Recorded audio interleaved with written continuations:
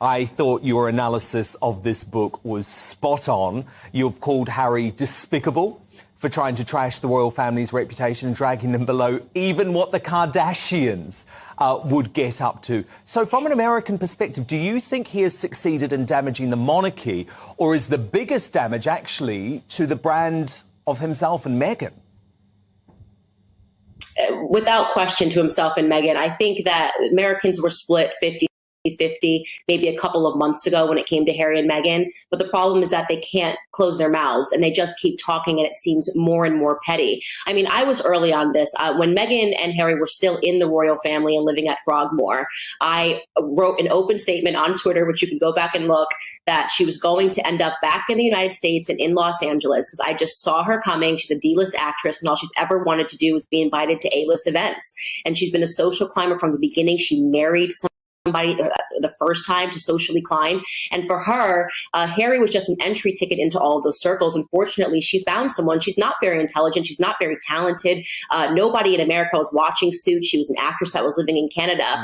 And fortunately for her, and credit to her, she found someone that is dumber than her. And that's the truth, is that Harry's just not a very smart person.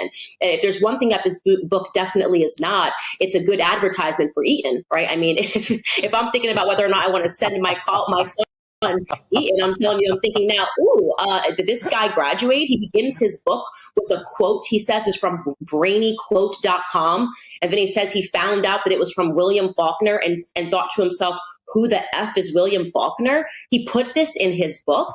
It instantly lets you know how non-academic he is. And so you feel bad for him only because I do believe that he is a victim of his own stupidity. And I mean that, and I'm saying heartfelt. Just so you know, that is the best case scenario, is that Harry is a victim of his own stupidity. And he's also tremendously privileged. And when I read this book, I just said the new title, it should either be Spite or Privileged. He actually believes that the things that he has lived through has rendered him a victim. He thinks he goes in this prologue, he starts talking about attending, I believe, Eton College. I think it was the prologue. And he sort of recounts this story about how William said to him that he didn't want to hang out with him at school at Eton. Has happened in every family in the entire world. Siblings don't want to hang out with each other in school. You're trying to distance yourself from your siblings so you can establish yourself as a person. It doesn't make Harry a special individual. It makes him regular. That he had the nerve to put into his book that while living in Balmoral Castle, an actual castle, he details that it has 50 rooms. And his gripe is that he had to share a room with William and that he got the bad half of the room. In a castle with 50 rooms, is this supposed to be relatable? It's not very relatable. Every person under the sun, as a younger sibling, forget being the heir or the spare, understands that the older sibling is afforded certain privileges, like the bigger room. That happens in households all across the world. But Harry actually believes that this is some slight against his childhood. And then I just want to add here, going back to why I do believe that he is a victim of his own stupidity. He writes this one paragraph where he details how he's always been the spare, right? He's always been the spare, and that he was told explicitly, he uses the word explicitly, that he existed to perhaps provide a spare kidney or some spare bone marrow. Let me tell you, Dan, okay, I don't need fact checks. That just never happens. Nowhere in the history of the world did I ever turn over to a younger sibling and say, you exist for a spare kidney for some spare bone marrow. That isn't even how it works in the medical field. Just because you're a sibling doesn't mean that you're necessarily a match. So it's so ridiculous. And to me, it ranks as a great trove of comedy. And I agree with all of that, right? But even a lack of intelligence, Candace, does not excuse the way that he has thrown his own flesh and blood under the bus to make millions and millions of dollars and seek a deranged sort of revenge because he's been manipulated by his wife. I mean, it's inexcusable the way that he talks about his father and his brother. And even, I couldn't believe this, he even slags off the late Queen and her late sister, Princess Margaret. It's almost like no one is safe from him. Actually, the ugliest part is that he included his niece, Charlotte, crying over a bridesmaid dress. It's so remarkably petty. And the idea that you would use a toddler for book fodder and clearly excerpted text messages. We don't really know what's happened. He's being very careful to say, I don't know what this part is. His memory gets very foggy when we have the potential to receive some clarity about who his wife is. Who's quite, I think she is actually quite rude. She was quite rude to Kate. Memory gets foggy when it's convenient. Then he has sharp and crystal clear memory whenever he wants to basically sell to us that he and his wife are victims. But you are correct, and I will say this.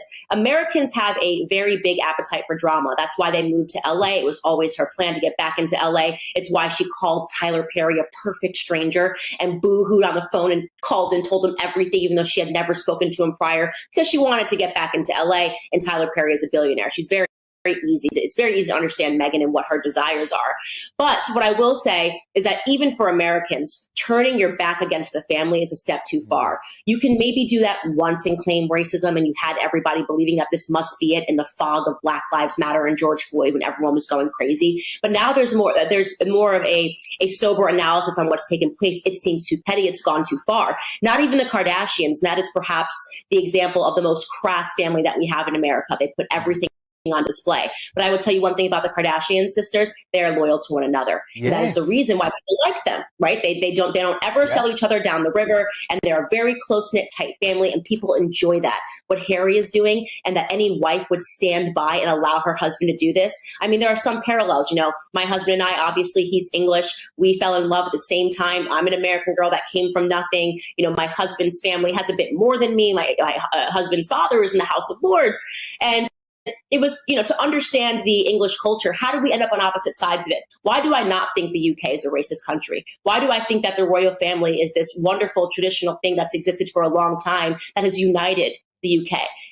Nobody even knew that Meghan Markle was Black until she wanted to tell us this. She never said she was Black throughout her entire career, never spoke about her Blackness. But when she needed an excuse to get out of being a bad person, she used it because the moment was right, as I said, during all the Black Lives Matter protests in the same way, and this is a bad thing to say, Harry has used Princess Diana as an excuse and as a shield, and something that is obviously very sad and a tragedy for any child to experience. He is now using it to say, well, you can't critique me because I am Princess Diana's son and I suffered this tragedy. Well, guess what? So did William. So did Prince William. And what you are doing to him, what you have done to his daughter, what you did to Charlotte, your niece, I mean, how dare you? Honestly, how could you ever do that to a little girl, to put that into a book, something so personal and perfectly normal, and to do that to his wife, Catherine? I mean, what has Princess Catherine ever done to Harry but love him? He should be ashamed of himself. Yeah, I suspect he is, because you can lie to the entire world. When you have quiet moments, you cannot lie to yourself. Yeah, and indeed, and in the book, he even describes Kate as the sister he never had. Well, funny way to treat your sister.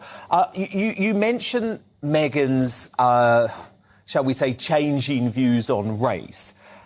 You have actually said in all of Spare and all of the characters spoken about in Spare, the people spoken about in Spare, you believe Meghan Markle is the most racist person in the book.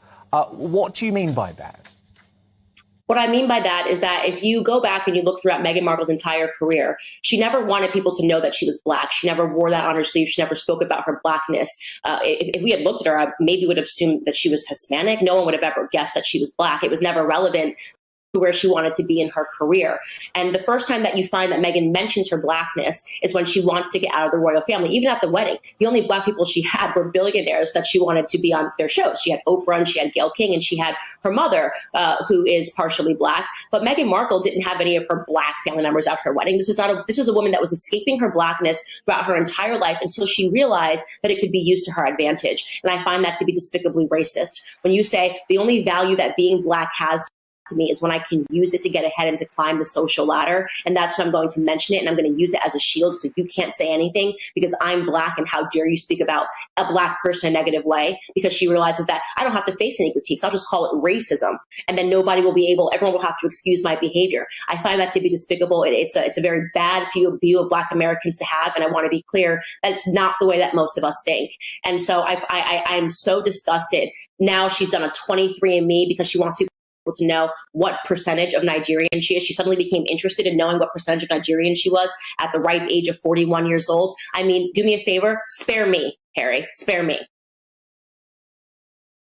What's interesting, though, reading the book, you can just tell how manipulated and sucked in he is by his wife. I mean, Candace, he still believes that Meghan had no idea who he was. He says multiple times in the book, She's never Googled me. She's never Googled my family. She has him wrapped around her little finger. And that's not to say that Harry shouldn't take the blame. I've always said right from the start, I think they are both to blame for their actions.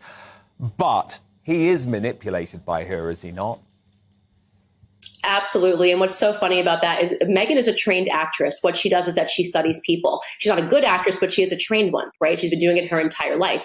And there is no doubt that she studied Princess Diana. She studied her mannerisms towards Harry when he was a boy and the way that she grabs her face. And this is the psychopathic elements of what she does, putting a pregnancy text next to Princess Diana's hair, saying that she put her hands on the grave to have a conversation with her, bursting into tears. Oh. And she has convinced, there's a thing called in psychology called the Freudian transfer. She has convinced Harry that she is Princess Diana, except this time he has an opportunity to save her. That is the truth. And it's worked, right? So she's done this convincing performance for Harry. I don't know how I ended here. I just love you. And I'm just like your mom. And the one chance that you had to save your mom again, when he recounts that tale and the things that she said, she threatened homicide on her unborn child and suicide on herself. And then she convinced Harry that it was his idea to leave the UK. No, of course, if you threatened to commit suicide and homicide against my child, you basically said to Harry, you need to do something radical or I'm going to take my life. And that something radical was to leave the UK and to leave the royal family. And yet he believes that this was his own idea and not that these ideas were manipulated and planted into his head by Meghan. As I said, he just isn't very bright. He actually believes everything that she says to him. And unfortunately, I don't see how he can get out of it because he's got no one around him. It's a perfect example when you learn about abusive relationships, isolating someone entirely from their friends and their family, making them believe that their friends and their family are the enemies. I mean, these are classic signs of an abusive relationship. She has accomplished all of them, getting him to speak loudly, speak out against his family. I mean, what late stage of victimhood is he in right now? So he is. I'm angry at Harry for what he's done to his family. There is a part of me that does see him as a true victim in a very dangerous relationship. And hammering further pain on Harry and Meghan are the Trumps. And I don't blame them, by the way. I do not blame the Trump family for a single second, Angela, after the appalling things that Harry and Meghan have said for years about their father, Donald. So this is Eric Trump in a bombshell new interview today for the Daily Mail, where he utterly slams Harry, utterly slams Meghan. But there's a little bit of interesting hope contained with this interview because, of course, the Heritage Foundation are continuing to push for Prince Harry to be deported for lying about illegal drug use, potentially on his admission immigration documents to the US. But within this interview with Eric Trump, which it really is worth watching what I'm going to show you, because even though he is slamming Harry and Meghan, the general tone seems to be actually are now so unpopular, so insignificant, that we probably won't bother to deport them. Watch this. Okay. Truthfully, I don't give a damn about Prince Harry, and I don't think this country does either. I will say that, you know, my father loved the Queen. I said, wait a minute. Wait a minute. Wait, first of all, you're not going to speed past that like you didn't just say what you just said. And I think the monarchy is like an incredibly beautiful thing. We've known the king forever. In fact, when I was just digging through a photo album not too long ago, and I came across a great picture of him literally with my father. I'm probably 6 years old in the lobby of Mar-a-Lago, in the front entrance of Mar-a-Lago, and it's special. I mean, we've known him forever. Wow. You know, the monarchy is a beautiful thing. I think Harry's done a huge detriment to it. You know, he moved to the U.S. I'm not sure how well received he's been over here. He doesn't really exactly know, I don't think, where he is. But if you kind of cast him aside from that family, the family's been incredible. The late Queen was amazing. I've been at Buckingham Palace. I've been at those incredible events. The way she welcomed my father with open arms was like beyond. You know, the King, again, knowing him for, you know, most of our lives, we've known him. You know, Kate, I think she conducts herself so incredibly well, has been such a kind of, you know, rock in the next generation of that family. She's been really, And so, and William, obviously, I don't think has really made a misstep. Nice. And yet you look at kind of, this one kind of black sheep that doesn't exactly know where he is, led by, I think, a wife who's pretty unpopular, probably both here and over where you are. And it's actually sad because I do think one of the greatest, one of the most beautiful things in the UK is actually the monarchy and what it stands for and what it symbolizes and this family. And I mean, it's gorgeous. And by the way, the United States loves it. Yeah. Every single time there's a royal event, a positive, weddings, etc., or horrible, right? In terms of maybe somebody passing, it's covered on every station. We love it for some reason. People are fascinated by it. Are you sure about that? But then you have kind of the saga of people who've just gone off the deep end, and it's actually sad to watch. But I think people can differentiate the two sides. I think they can differentiate this from this, which everybody loves, and so yes. So I don't give a damn if he did drugs, if he did what. It means nothing. But I can tell you, my father and our entire family has tremendous respect for the monarchy. Wow. So Angela Levin, totally damning comments there from Eric Trump. But does it seem to suggest that Donald, as president, will not look to deport Harry, which is, of course, something that has been suggested as a realistic possibility? Good question. It's very interesting, isn't it? Because I think one of the most awful things for people to say about you is that we're completely not interested. We never see anything you do. We don't want to hear from you. You don't mean anything to us. Oh my God! Oh my God! And that's actually more painful than someone saying, well, can you change the way you do X, Y, Z? It's to wipe you out is quite horrible. Boy. And I think he just does feel that way. You're not important anymore. And therefore, it doesn't matter if you stay here or if you go, because, most people don't care a bit about what you decide. And I think this is a very interesting, important thing.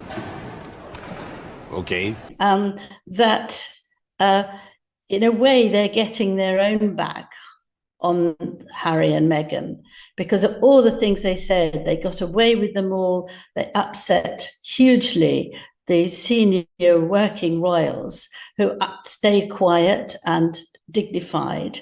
And now a lot of people feel that they're able to say, not interested in them anymore. Boring. Or even, I don't want to talk about them. That's how it's hitting them back. It's taken a long time. But I think the royal family have waited, and other people have now realized that a lot of what they said was awful. And that curtsy, which you just showed, was the most significant, I think, of nearly everything. Really, nigga? It was so rude. It was so disrespectful of the whole royal family. Me personally, I wouldn't take this level of disrespect. And people just don't want to know somebody who can do that, especially as it was towards the Queen, who has been loved by, the whole world thinks that she's wonderful. Even if people don't believe in the monarchy, they have thought that she was a wonderful woman and showed her great respect. Fact. And I think that, you make a mistake when you go running ahead and you do as many things as you can to destroy something. And then you find, whoops, they've seen through it and now they're going to get back to me, but in a very dignified way. And I think that Eric has spoken very kindly, giving an enormous boost for the royal family in the UK, which we all want. Nice. And said what he doesn't care about the people who've trying to destroy it. It's very heartwarming. Yeah, no, it is. It was absolutely lovely. Of course, Angela, the Heritage Foundation, an organization I have huge respect for. I know you know a lot about this case as well. They are pushing ahead, and Eric Trump's comments won't stop them pushing ahead. And they will obviously be hoping that in a potential future Trump second administration, there will be judges that are more favorable to their cause. And their ultimate cause is to say, actually, Prince Harry shouldn't receive special treatment simply because he's a royal. We have a right to know whether he lied about illegal drug use on his admission documents. Come on now, dog. So that case will proceed. But obviously, what will be interesting is whether Donald Trump personally gets behind it and the jury remains out on that. But first, we've been told our whole lives that wrinkle creams were the easiest way to look younger. Yes, exactly. Now, one doctor says that's nothing but old news. According to Dr. John Lake, the world-renowned Beverly Hills beauty expert, most wrinkle fixers on the market are nothing but glorified moisturizers. Okay, I'm listening. You have my attention. He says they hardly make a dent on your appearance, and some can even be harmful to your skin. Recently, Dr. Lake has focused his attention away from mainstream cosmetic practices. Why? I don't know. So that he can pursue a revolutionary anti-aging breakthrough, one that some experts say could empty the wallets of the cosmetic industry. He says it's almost like Photoshop for your face. You may even be mad after seeing how easy it is to visibly erase wrinkles from view. Ha! Gay!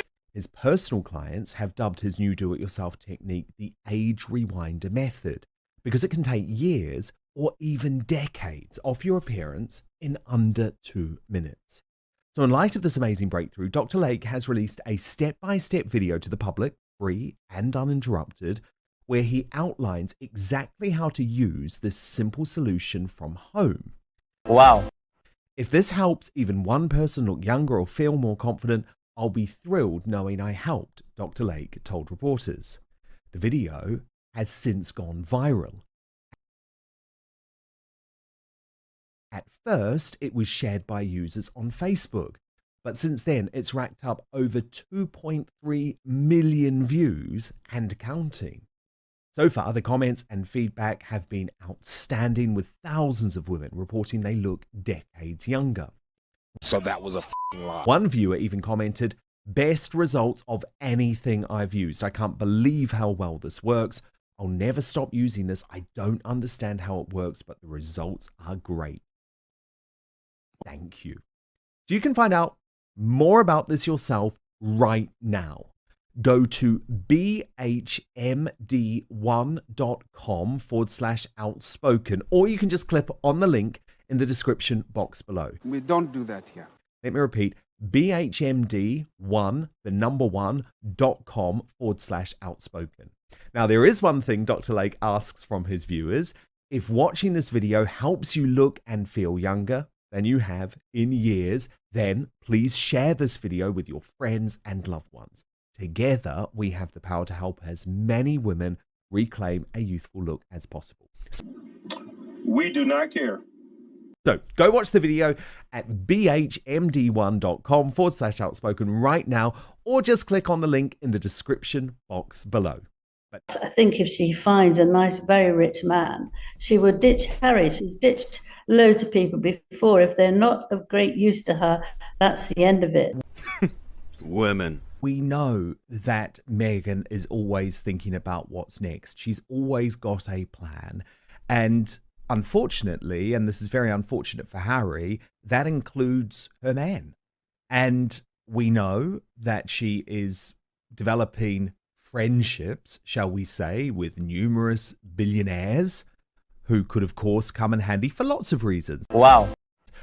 Angela Levin, where in the world is Prince Harry? He went on that very long trip and now he's disappeared. Hey, yo, what the fuck? Yes, he went off to New York on September the 22nd. So it's quite a long time to go, particularly when Meghan has said about them, they're salt and pepper and they go everywhere together. So it's a really long part of separation. And also, I feel very sorry for the two children. We do not care. That's a great shame. They're not seeing their father. But it's really strange, isn't it? I felt that Harry has got very tied up with the false royal visits that they'd done. Okay, I'm listening. You have my attention. And that he just suddenly felt that this is not fair. You know, he's pushed at the back and he doesn't speak, and he's put on the sort of naughty table, not with people who are really involved in it.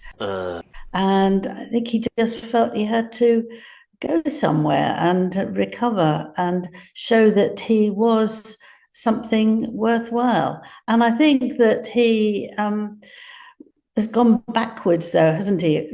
He did a sort of 9 visits to various charities in 9 days before he disappeared. Wow. But each of them was something he'd done for years. So he's still going backwards all the time, and he needs to go forwards. There he is, doing that in the, well, it's not the sea, is it? It was a lesson that he did 4 years ago, and I think that shows that he's still he's got a lot of energy and does well, but actually it's a learning place and it's not very difficult to do. So surfing is not necessarily something that he's good at. And if he doesn't like to have lots of photographers taking pictures of him, why on earth is he there showing himself off? Or trying to? Because we know he's very conflicted when it comes to that. But you think he's using this solo time because, of course, he did always make it clear that he was going to take some type of solo holiday to celebrate his 40th birthday, at least without Meghan. What? You think he's using this time to think seriously about the future of his marriage and why it's become so unstable? Yes! Yes! Yes! Yes, it's very interesting because as you saw each of the charities he went to, the first one, he was incredibly nervous because Meghan wasn't there. He couldn't be pushed around. He didn't know which way to look. And he was sitting on the chair, sort of his hands together and moving very, very uncomfortable and looking very scared, really. So that was a lie. But then gradually he relaxed and he enjoyed himself. And I think by the end he was thinking, hey, you know, what have I missed? So he's disappeared.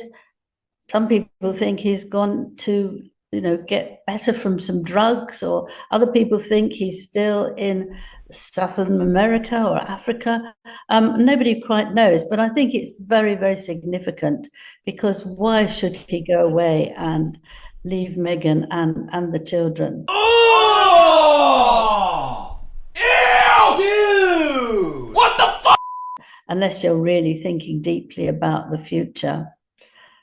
I don't think at all for a second that it's what some of the magazines that are very pro Meghan and Harry say, that you know, they want to go to different ways because they like them and they're better at them. I don't think that's it. If you're happily married, you don't just go off for ages, do you? You want to be together and they'd like to do things together, but Meghan wants to do her own things. I think she's looking for somebody who she can be together with instead of Harry. What? Bro, what are you talking about, man? And she just wants to see how people are reacting to her. That's my rather dramatic understanding. Because really, without him, people really don't want to know what she's up to. But I think if she finds a nice, very rich man, she would ditch Harry. She's ditched loads of people before. If they're not of great use to her, that's the end of it. And I've decided that I want to die. And Harry might feel the same because she is very, very strict with him. He has to move when she tells him and gets pushed out the way. And in that terrible visit that she gave, where she's just showing the dress, I mean, it was awful, just awful, so inappropriate. And just trying to show off, but she looks sort of washed out. Her face is very washed out. And she's probably in a very bad state because there've been criticisms of her, and she can't take that. That's why I've always thought she would never go into politics, because you have to have very, very thick skin for that. Really, nigga? And she can't cope with people criticizing her. Yeah, things are certainly not in a good place. I completely understand that. But I think, Angela, where you've hit the nail on the head is that we know that Meghan is always thinking about what's next. She's always got a plan. Women. And unfortunately, and this is very unfortunate for Harry, that includes her man. And we know that she is developing friendships, shall we say, with numerous billionaires who could, of course, come in handy for lots of reasons. Are you serious? But I absolutely do believe that Meghan will not be sitting still if she thinks there's any chance that Harry might potentially leave her. Personally, I don't think we're necessarily quite there yet, but clearly there is significant strain on their relationship now. We have reported that for some time, and it is difficult to see how it ends positively, especially given that professionally they are now separate. What do you mean by that? But of course... I think... Sorry. No, you come in, Angela. Yeah, well, I think it's very difficult now because Harry absolutely fell in love with her. He wanted to do anything that she wanted. But of course, this was against what William has said, take it easy, wait. And he'd behaved so badly towards his father. And I think that he doesn't want to come back and say, sorry, you were right and I was wrong.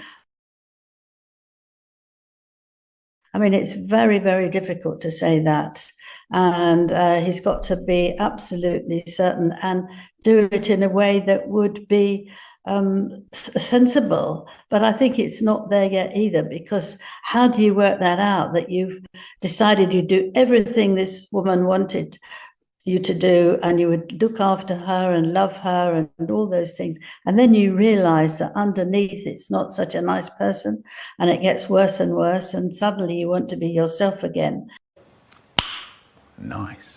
To apologize to your family is very, very difficult. You must feel very stupid, and I think he doesn't want to feel very stupid. I'm here to tell you right now, we don't care. Let me tell you, we don't care.